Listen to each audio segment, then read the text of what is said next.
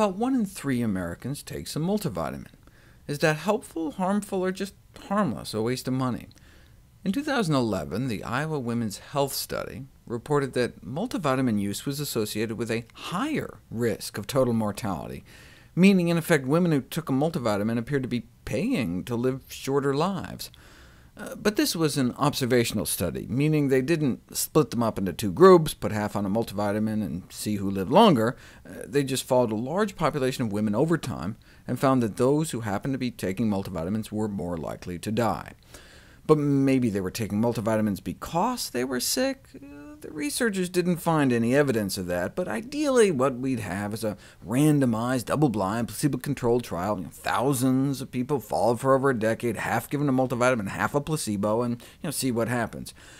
And that's what we got the following year, in 2012, the Harvard Physician Study 2. And after a decade, no effect on heart attack, stroke, or mortality.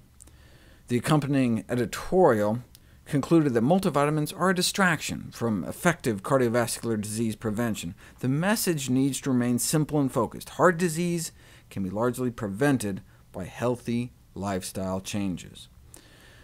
They did, however, find that for men with a history of cancer, the multivitamin appeared to be protective against getting cancer again, though there was no significant difference in cancer mortality or cancer protection in those who've never had cancer before. Still, though, that's pretty exciting.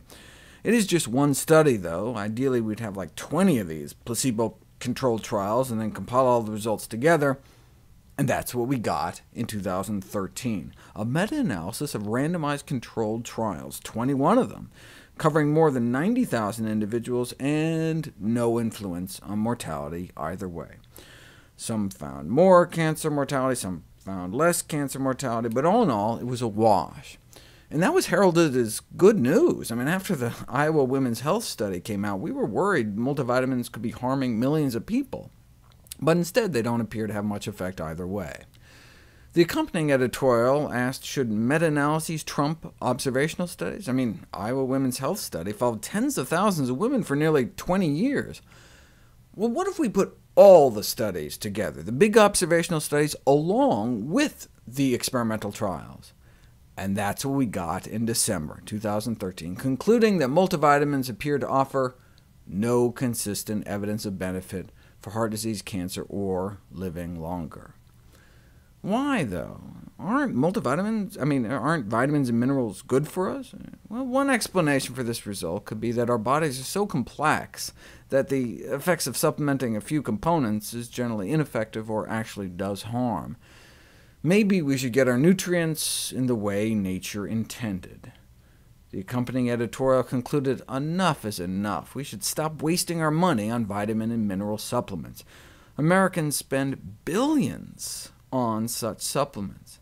A better investment in health would be eating more fruits and vegetables. Imagine if we instead spent those billions on healthy food. This is not the aisle we should be getting our nutrients from. With the money we save on pills, we can buy more of the best multivitamins on Earth.